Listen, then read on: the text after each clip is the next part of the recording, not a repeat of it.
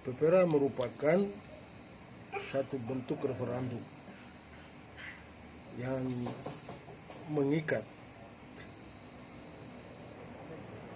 Ini referendum mengikat antara pemerintah Indonesia, masyarakat Papua, dan sistem internasional yang dilaksanakan berdasarkan Undang-Undang New York atau New York Agreement pada tahun 1969, di mana pelaksanaan itu sudah terjadi dengan mengambil 1026 orang Papua, tua-tua Papua, untuk memutuskan apakah mereka tetap berada dan menyatakan diri merdeka atau mau bergabung dengan pemerintah Indonesia. Dalam referendum yang demikian maksudnya referendum terbatas ini atau referendum yang mengikat ini,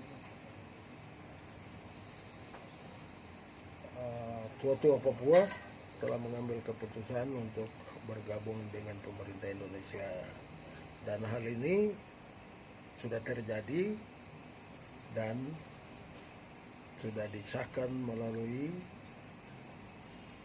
sidang umum PBB tahun 69 juga, dengan menetapkan resolusi 2504 yang berbunyi Papua diintegrasikan dalam wilayah kesatuan Republik Indonesia. Dengan demikian, sejak saat itu Papua sudah resmi menjadi bagian dari Republik Indonesia. Bertahun-tahun lamanya orang Papua tidak terima, menganggap PPRA itu tidak sah, oleh karena tidak diambil atau tidak representatif. Semua orang Papua ikut memilih. Namun demikian, suasana waktu itu dapat dibayangkan betapa sulitnya dengan keadaan Papua waktu itu.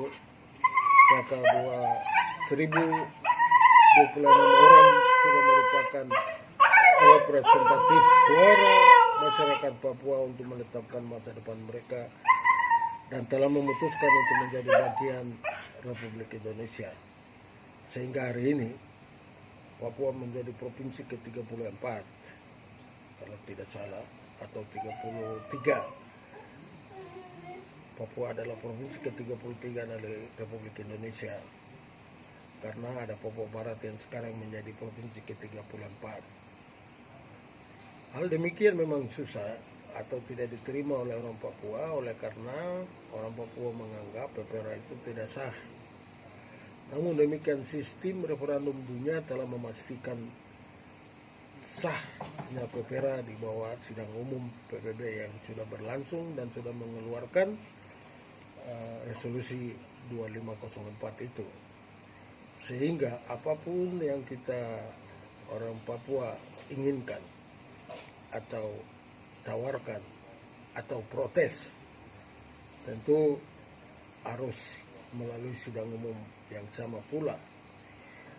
Namun setelah berselang hampir 40 tahun ini, segala upaya itu kelihatan tidak dapat terlaksana, oleh karena sidang umum PBB adalah sah dan mutlak. Dengan demikian PPRA juga sudah terlaksana secara sah dan mutlak, dan Papua adalah mutlak menjadi bagian dari negara Republik Indonesia.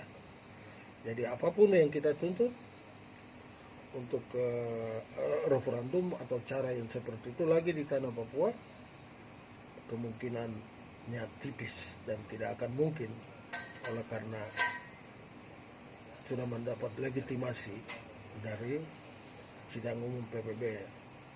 Kita harus bayangkan sidang umum PBB itu sesuatu sidang yang berlangsung dan sidang terbesar dari seluruh negara-negara dunia yang berkumpul dan menyatakan pendapat mereka tentang banyak hal termasuk hak-hak asasi.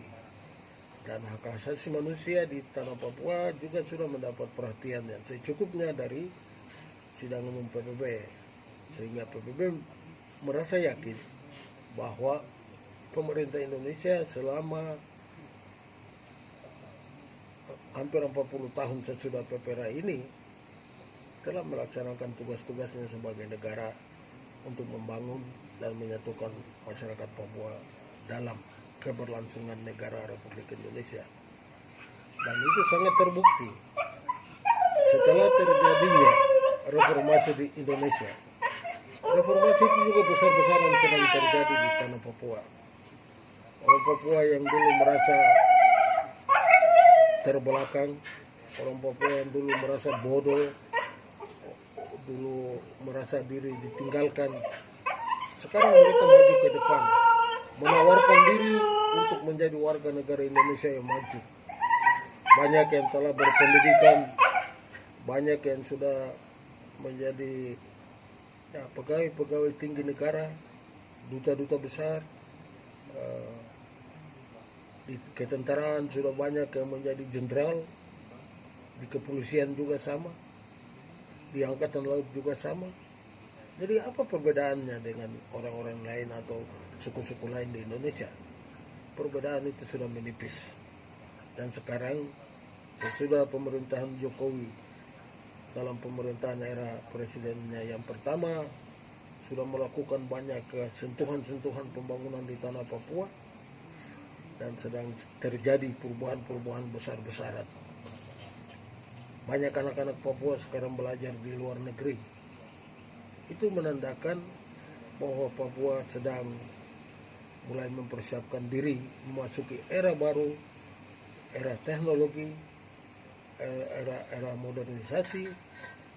Demikian pun civil society di Papua makin hari makin bertumbuh.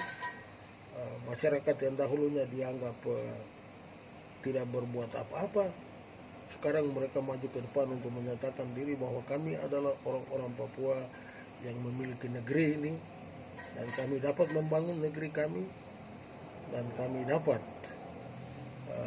menjadi warga negara Indonesia yang baik. Dan pemerintah juga tidak lupa untuk menyatakan kehendak pembangunan ini di tanah ini. Terbukti daerah-daerah pegunungan yang dahulunya sulit disentuh, sekarang tiap hari ada pesawat turun di pegunungan.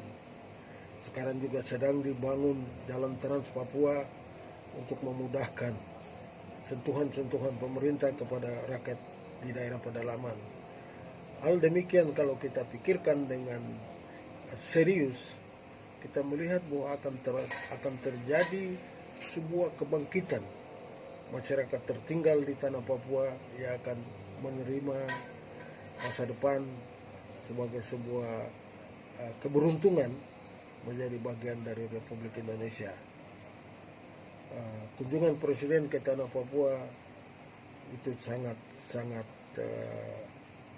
memberi perhatian kepada dunia dan juga kepada kami di masyarakat Papua, juga kepada sistem pemerintahan seorang kepala negara.